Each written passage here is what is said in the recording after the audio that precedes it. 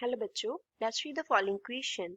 5 moles of an ideal gas is carried by a quasi-static isothermal process at 500 Kelvin to twice its volume as shown. Question में हमें क्या बोल रहे हैं कि 5 मोल्स हैं किसी आइडियल गैस के क्वेसी-स्टैटिक आइसोथर्मल प्रोसेस की हेल्प से जो कि 500 केल्विन पे टेम्परेचर रख के उसको उसके वॉल्यूम का ट्वाइस कर दिया गया.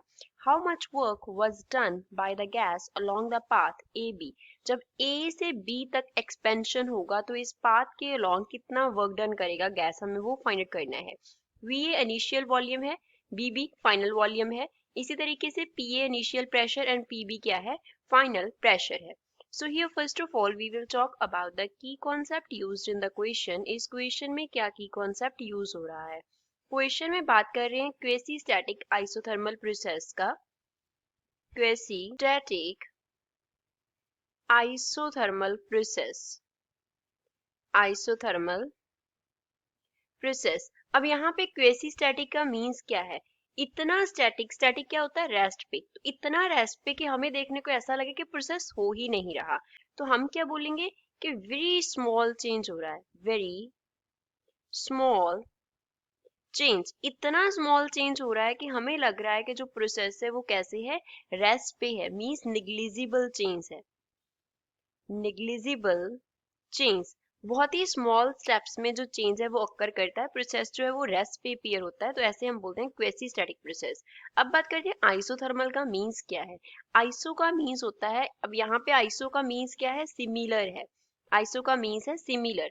तो ऐसा प्रोसेस जो without change of temperature occur करे, without change of temperature occur करे. Without temperature change means change in temperature delta T is equals to 0. कोई भी टेम्परेचर में चेंज नहीं होगा. तो अगर हम वर्क डन आइसोथर्मल प्रोसेस में निकालना हो, हमें work done in isothermal process, isothermal process में हमें वर्क डन निकालना हो तो उसके लिए फॉर्मूला जो होगा W वो किसके इक्वल होगा, nRT into natural log of V2 upon V1.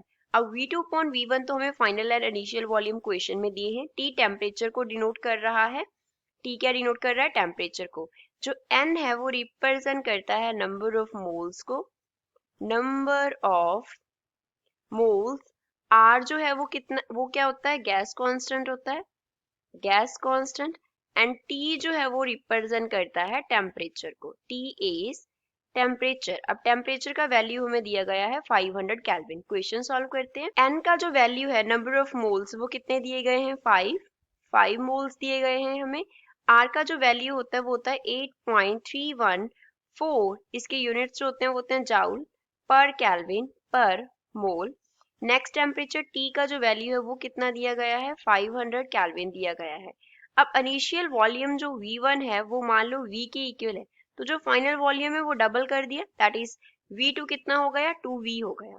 अब इसमें क्या करेंगे, W के फॉर्मूला में वैल्यू सब्स्टिट्यूट कर देंगे. तो W क्या बन जाएगा, N की जगह पे 5 आ गया, R की जगह पे 8.314 आ गया, टेम्परेचर की जगह पे क्या आ गया, 500 इनटू नेचुरल लॉग ऑफ, यहाँ पे क्या आ जाएगा, ऊपर आ गया 2V, नीचे आ गया V.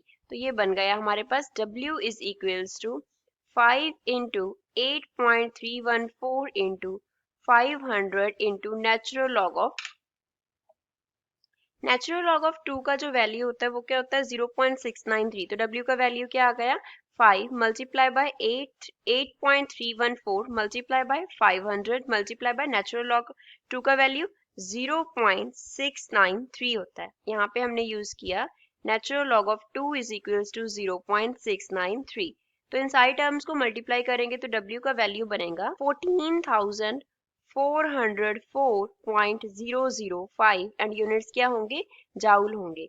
एंड ये वैल्यू जो है वो नियरली इक्वल है किसके, 14,404 के. 0.005 को हम नेग्लेक्ट कर सकते हैं. तो वर्क डन का जो फाइनल वैल्यू है वो क्या आ गया, 14,404 joule. So this is final answer for the given question. I hope you understood well. Thanks.